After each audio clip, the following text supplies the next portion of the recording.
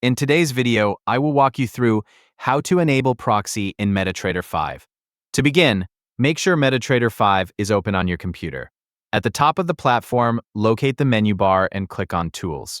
From the drop-down menu, select Options.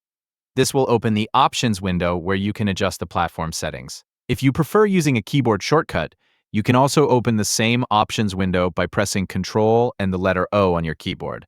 Either method will take you to the same settings window. Once the Options window is open, look across the tabs at the top and click on the Server tab.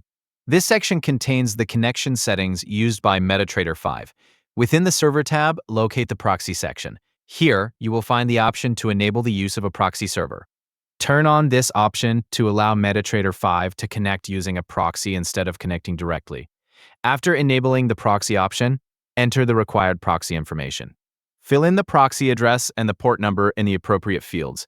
If your proxy requires authentication, also enter the username and password provided for the proxy connection.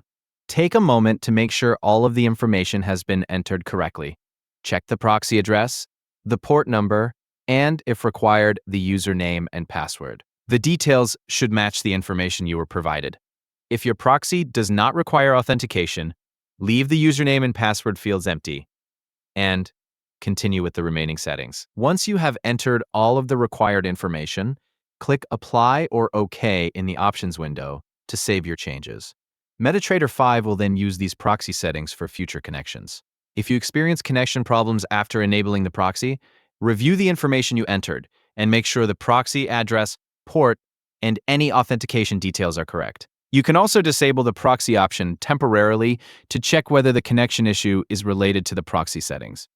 The process is straightforward. Open the Options window, go to the Server tab, enable the proxy option, enter the proxy address and port, add authentication details if they are required, and then save the changes by clicking Apply or OK. That is all you need to do to enable a proxy in MetaTrader 5.